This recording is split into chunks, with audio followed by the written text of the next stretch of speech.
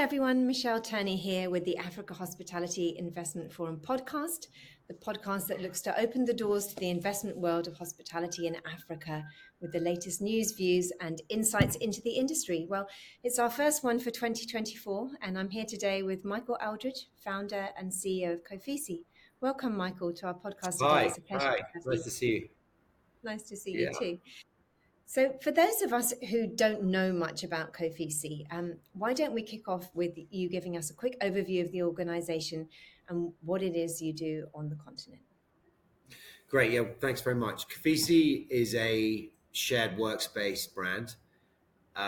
We operate across the whole continent, but we very much focus on enterprise solutions. The industry ranges from co-working through to enterprise solutions, and we're much more focused on larger spaces for larger clients who really see us as an outsourced proposition for them rather than taking on all of the complexities of workspace delivery. They would rather work with an expert to ensure that the quality and the standards and the delivery are in line with their requirements. We have a particular point of difference as well in that we are very hospitality led in the way that we operate, hence the fact we're talking today.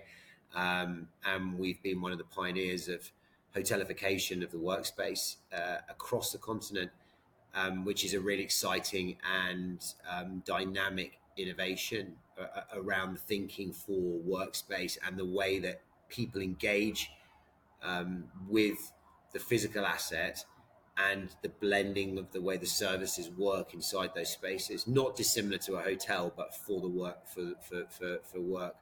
I mean, you're going to spend up to 90,000 hours of your life inside a workspace, in theory, and so it's quite important that you actually take some time to make a very considered decision and approach to your final work environment, because it's getting more and more complicated nowadays in terms of the demands of individuals, and it's more important, certainly post-COVID, that employers are thinking about the ecosystem that their teams are operating in for the good of the business's productivity, but also for the good of the individual.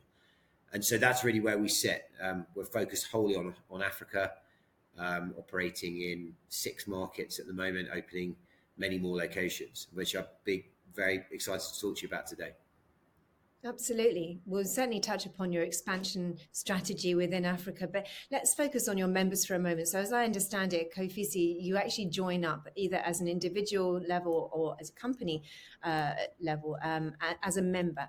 And what sort of key features do you provide to your members that make you that standout choice? What sets you apart? What's sort of unique about what you offer your members? Sure. I mean, all the users are members, but we are primarily dealing with a B2B sale process whereby clients are determining that their company will be based with us, and they will come with 20 to 200 individuals who work for that company. And so we are very much there to support pretty established businesses with very established cultures who are really looking for the facilities to be able to help amplify their own direction. So we're not an incubator or a sort of startup haven. We're much more about delivering high quality, sophisticated service and facilities for discerning customers. I think it's probably is the right way to think about it. We offer them, then once they make the choice to come with us, they are getting not only their own suites, which are customized completely to the way that they want them to look and feel, but then they're also receiving access to all of the community facilities that sit around their space inside the center, along with a whole raft of very supportive service individuals who are there to just make sure the work days as productive as possible. So we're taking all of the pain away of all the other types of thinking that are non-core to your day-to-day activities as a company, which is really the principles of shared workspace were as much connectivity and they were about sharing assets. But I think now, because of the complexities and the blend of drivers that are inside the workspace, expertise in this area has become more and more the reason why companies are coming to providers like Kofisi to actually get their correct solution. Absolutely wonderful. Well, it's wonderful to see. I've had a little look at Kofisi 9 and what you've been doing, specifically in Nairobi as well. And I think creating these flexible, stimulating, hospitality-led work environments is certainly the way forward. And you've seen some tremendous growth, haven't you, year on year now, in terms of how the business is growing and how that appetite is coming. And so let's kind of focus and kind of talk a little bit about the sustainability side of things, which is obviously a key driver across all businesses now. How does Kofisi incorporate eco-friendly practices within the workspaces so that you're trying to promote environmental responsibility among this group of members? Yeah, I think there's sort of a lot of themes that you can get into in this particular area. Just pick up on a couple of like what I think are quite pertinent points. I mean, by nature of outsourcing the space to a provider, you are immediately improving your accountability when it comes to this sort of thinking, because it's very much built into the DNA of how we need to operate, because it's what we focus on. So at the in the most basic sense, we don't use any single-use plastics inside our spaces. We're very energy efficient in the way that we approach buildings and deliver our services, etc., etc. So it's hitting all the high notes there. But I think an important theme actually about shared workspaces, when you actually think about the contribution globally to emissions. One of the largest providers of that is in the construction environment, and so by nature of being in a space which is able to recycle users through the same space, right? That actually is a huge benefit to reducing the amount of emission that's coming from new spaces. So if it's a traditional lease and someone comes in, they're going to fit it out. That then gets taken out and it gets refitted out. Whereas in our spaces, you're continuing to use the same space as the clients may change, right? So I think we're contributing massively to the global responsibility when it comes to, just being very considered about how we're using resources. Mm-hmm. So important, so important. So no, it's very very good to hear that you're doing that and mindful of that, as we all need to be. And then let's sort of go across to the technology side of things as well. Would you say that Kofisi integrates technology into your workspaces to enhance the experience for your members? Can you touch a little bit upon that as well? Because that's obviously be very interesting to understand as well. Yeah, and I think this is a big area because there's many themes, but this is an interesting question in the context of the emerging environment as well, because you've got continually in any space, in any hospitality asset, right? You're getting a blend of physical assets, product, and technology and service, right? And it's that gentle blend that comes together. So when you're having this conversation about technology, you mustn't underestimate still the importance of the human touch, because hospitality, it can be driven through technology enabled processes, but at the end of the day, it's the way that you're interacting with people on a person to person basis that is forging that experience for the individual. So we mustn't forget that in the context. Obviously, with technology, we are providing it throughout the product, from the back of house through to the front of house, enabling us to understand more about how people are using spaces or services, as well as providing sort of exceptional technology enabled rooms and spaces, 3D cameras, exceptional sound in VOs, and access controls, data monitoring, anything that is allowing us to actually make it very efficient and help us understand, talks to usage and security, it talks to efficiency and cost savings. Now, I think the most important thing with technology, though, which is a quirk to our asset class in hospitality, is that we're allowing customers and clients and members to access millions of dollars worth of investment in technology that they perhaps wouldn't be able to have done themselves.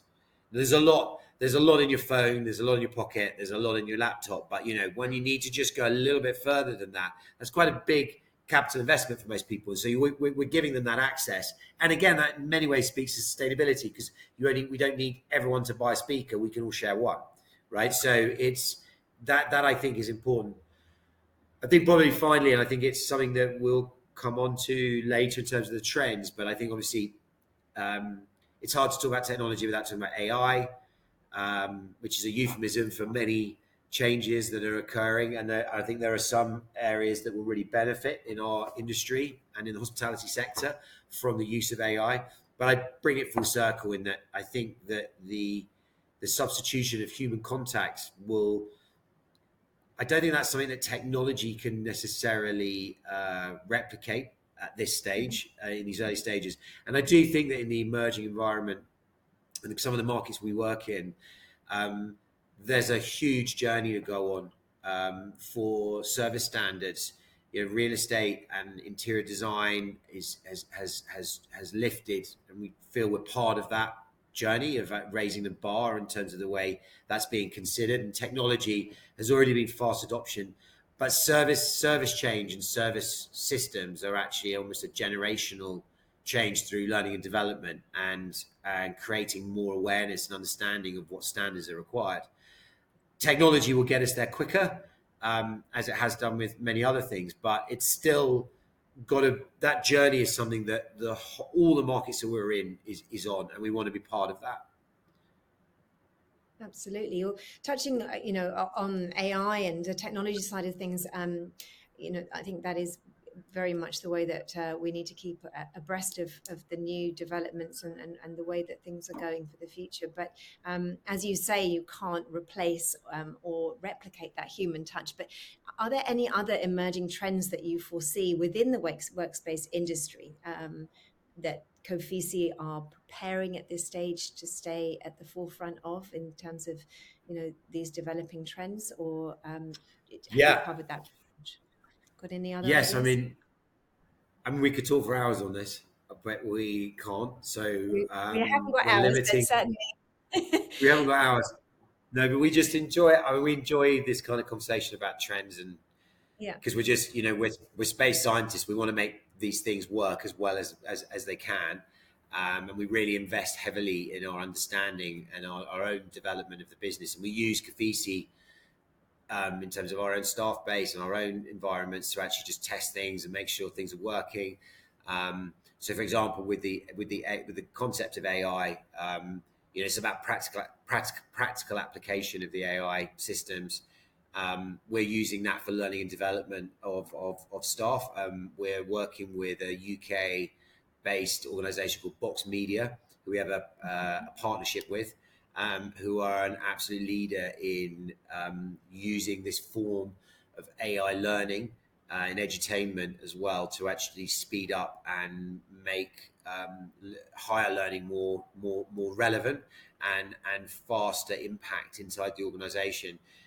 That's actually going to be a major plank for us for this year, because we're launching a hospitality academy with Box Media. So we're really delighted by the progress that we've made there, and we sort of think that will be, again, a market leading position for helping improve the service standards that are at the root of the hospitality journey.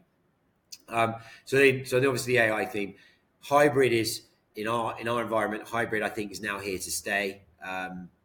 The way that companies are interacting with workspace, where they're considering that as a service or an asset, has changed. And I think this hybrid scenario is something that's very much here to stay. But the ripple effect of that is now starting to really come through, because it's affecting the way that you will come to work, what you want to do at work, how you actually interact together at work.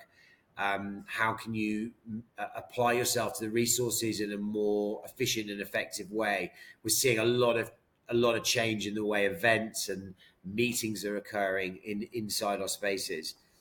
Different types of rooms have different demands now, so you've got to keep innovating and moving that forwards. And I think finally the biggest trend that is super exciting, and it's another area that we're investing in, is in employee well-being. I think the idea of well-being now being much more of a holistic program that's beyond the physical space. It's not just about getting to the gym and looking after yourself on a diet basis, but it's also mental health support, and ensuring that that you're seen as an employer who's considering more than just the productivity of your business, but the work, the well-being and the health and safety of your teams. And we've, in some ways, perhaps got to go back to some of the old school thinking about just having more interaction and communication with people on a basic level about how they're doing and understanding their views and humanizing the way that work actually occurs, even if it's through technology. But I think these areas are very interesting, exciting, and we're investing in very large programs to actually be able to work with our customers and our clients and members to be able to provide them with a well-being service that means, again, they can continue to focus on what matters from their front of house, and we can work with them on these back of house requirements. Absolutely. Well, I love that. I think they're all very important points, but certainly around the well-being aspect of things, I think that that is something which we sometimes overlook, isn't it? And we just to have a space in your busy day to go. I understand you have these rooftop areas or little Zen gardens or areas where people can just go and de-stress and take a little bit of time out. And I think that is fantastic. And obviously then, the productivity will increase quite a bit as well. People will feel valued, they'll feel more relaxed and more creative and able to do their jobs. So I think that's wonderful. So let's now talk a little bit about your expansion strategy within Africa. I know that Kofisi have seen tremendous growth over the last couple of years of 40% plus, I think, wasn't it? Which is fantastic. But let's talk about which regions and countries you're now looking to target for further growth. And obviously with the event coming up in Namibia, that's the SADC region. It would be great for us to understand a little bit more about this strategy from your side. Yeah, look, it's an enormous market opportunity. It's a remarkably undersupplied product line at the moment in terms of the potential. Our estimation is that there could be up to 11 million people using shared workspace across the continent, and so we're not even really touched the sides with the scale we're at the moment. And we see in all major gateway cities across Africa, the opportunity for us to be able to put this sort of sophisticated workspace product into market. There's always plenty of strong macro drivers that will persuade you to do things in the African environment, but it's what it's about is actually being quite discerning about how you're actually applying or deploying that resource or capital into each potential deal. And that's why we as a business, we're very much client-led. So the markets that we will go to will be with our anchor clients or large-scale enterprise that is calling us in, or if we're already in market and we're seeing expansion demand, we will open up an additional space. So it's almost impossible for us to absolutely say where we might be in 2 to 3 years time, because it will be where the clients are and the traffic is moving to. And I think that's an important part for our point for our sector, because I think there's been too much example of where sort of a velocity of position has outweighed the idea of a velocity of profit, which is something that we focus a lot more on, is actually just going where the demand is definitely there on a pre-sale basis. That said, in the short run, We are very focused on our recent entry into North Africa. We're opening in Casablanca, and we see enormous potential in that market for what we're providing. We've expanded in the east into Kigali in Rwanda, which again is a very dynamic and exciting business destination. There's been huge investment and innovation in that market that we believe means that there will be a large amount of enterprise growth coming from that market. And also, in the West, sometimes with what we're doing, it's counter-cyclical or goes against the grain. But I think we're very excited about expansion in Lagos for clients that are realizing that this is the work product of the future, and there's a lot of transition clients there that would rather be in more managed environments. We're working on the South as well. I know you asked me about that. We're taking a slightly different approach with our work in the South, and we've got some big announcements that are coming out for our activity down in those markets, which will come out later this quarter. Fantastic. So all of that would actually lead to us doubling in size in the next 12 months. Wow, that's fantastic. Well, best of luck with that, and we'll look forward to hearing what those announcements will be. Will that be at AHIF or before, or can you give us a little teaser on that? Or because that's in June, so we'll definitely be talking about it in June, but we'll probably put something out in advance. But I think it's a sizable partnership that will be put in place. Fantastic. Wonderful. Well, let's talk about AHIF, because obviously you are a gold sponsor, and we're delighted that you're on board, and we tried really hard for Nairobi, didn't we? And I'm so pleased to be working with you now, and it's fantastic. And we got there, so that's good. We got there. We did. No, I'm delighted. And Hotelification of the workspace, introducing a new asset class for investors on the continent. So that's the title of your presentation. So let's talk a little bit about that, because that's very exciting, isn't it? So presenting the co-working space as a new asset class, but also let's try and tie this in with what strategic value do you see in participating in the forum, and how it aligns with your broader goals for Kofisi as well. So let's talk about what will be in AHIF. Yeah, first of all, we're just delighted to be part of that. We think what's been achieved with this conference is fantastic, and the quality of the delegation and the discussions is just something that we knew we needed to be part of.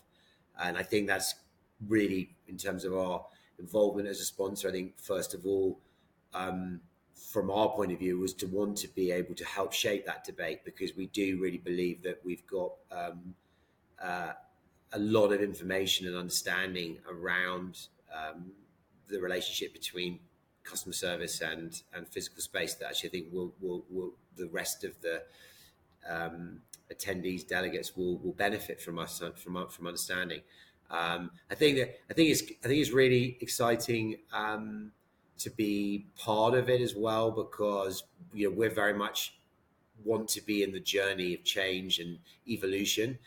We feel we have an obligation to help and support all of the innovation that's occurring across the continent, and it's got its own momentum and own direction, and we just we're very much a ship on those waters, but we really feel as though we can help improve and be part of this brilliant and dynamic change that's occurring. So we're delighted by that, and I think the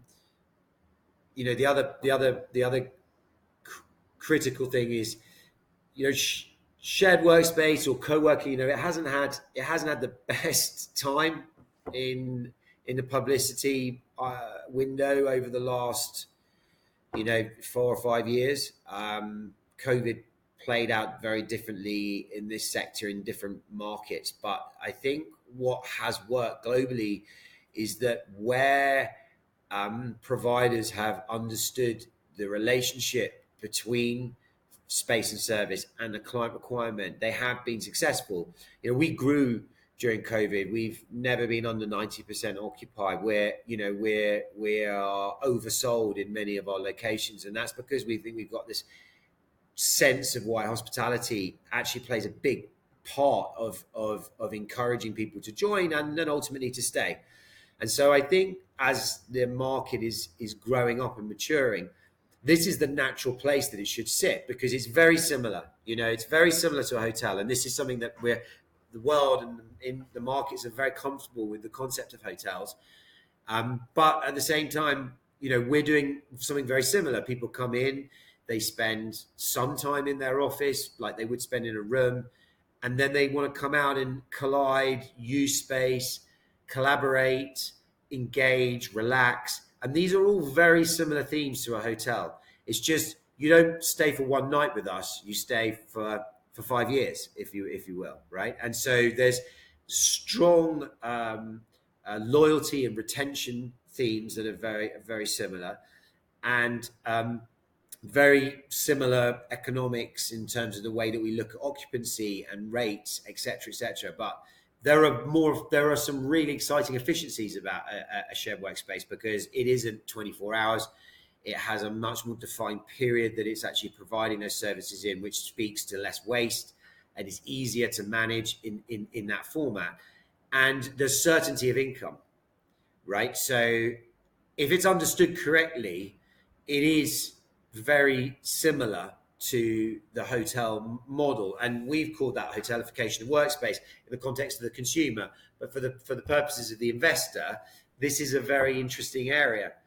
Now, we're in that campaigning journey to actually help real estate understand the requirements that spaces need to have and the base infrastructure to be able to do the sort of service level and service standard that we're pursuing. And that's an important next part of evolution as more buildings are coming online. What do those office buildings look like for the future? And we want to be shaping that debate as well, which we did a lot of last year in terms of our involvement with various real estate forums. But this year, we want to fly that flag for the sector inside the Hospitality Forum. And there's no better place to do that than here with AHIF. Thank you, Michael. Well, we certainly feel very confident and sure that we're able to give you a super platform just to get this message out there, to demonstrate what you guys are doing, to bring it to life at AHIF in Namibia and make those wonderful connections there. So thank you for taking your time today to go through things with us. It's Not at all. Lovely to you. It's a wonderful, wonderful concept, wonderful people. And we wish you all the very best to you, Georgia, and the team, and look forward to seeing you in June. Thank you for your time. We'll see you there. Thank you ever so much. Thank you. Bye-bye. Bye-bye. Thank you for tuning in. For more information, visit our website at www.ahif.com.